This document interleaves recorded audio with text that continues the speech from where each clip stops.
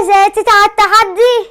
طبعا. طب هنشوف طريقة مامتك ولا طريقة الشيف فارس. جبت 5 كيلو زيتون، عليهم كيلو جزر مبشور، كيلو فلفل شطة متقطع زي ما انتوا شايفين كده، وطبق هرسة الشطة لما كنا عملناها مع بعض، ودول حزمتين كرفس مكرفس قطعتهم قطاطيع صغيرة، وشوية توم وشوية حبة البركة. الملح بقى كل لتر سوائل عليه 5 معالق ملح كبار. وسبتوا لحد هنا من الفيديو، صلوا على سيدنا الحبيب وحطوا احلى لايك. كوباية زيت بقى ونحطها عليه، نركنها بقى ونروح على البوتاجاز.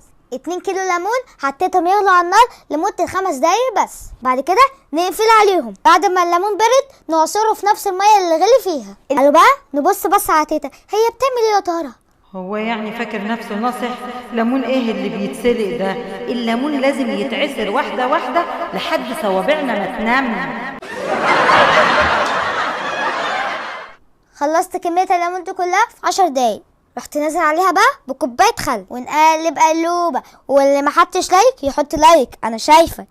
ركنت بقى الليمون على جنب ونعبي الزيتون في البرطمانات. يا حرام، شايفين تيتا لسه بتعصر في الليمون. شوية الهريسة اللي اتبقوا في الاخر بقى ننزل عليهم بالسائل بتاعنا اللي هو الليمون المعصور والخل. يا سلام على الريحة، خيال يا جمدان خيال. الحقوا موسم الزيتون قبل ما يمشي، انا جبته ب60 جنيه، انتوا جبتوه بكام يا ترى؟ ناخد بقى المية دي ونغطي بيها الزيتون. قشر الليمون اللي انا عصرته ما رميتهوش، قشر بقى حطيته زي ما انتوا شايفين كده على وش البطرمانات. بعد كده نكمل لاخر حرف برطمان الليمون. انا مش فاهم ماما بتعمل ايه، بتعصر في ايه فوقها من الصبح؟ والتيتا دي اللي هتاخد الجايزه الاولى في عصر الليمون.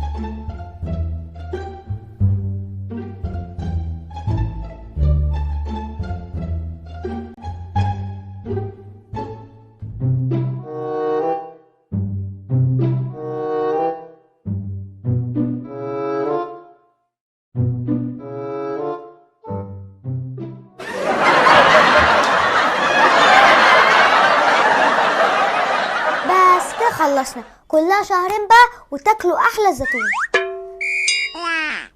الملح مظبوط ومية مية. دوقي انت بقى كده الزيتون بتاعك. اديني هدوق اللي انا عملته.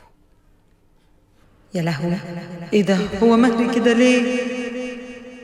يا نهار ابيض، السكر ده يا لهوي، ده اتهرى من قبل ما اعمله. الواد فارس وامه هيمسكوني تريقه. عشان بس ما تتريقيش على فارس بتاع سيكي فيا يا ماما.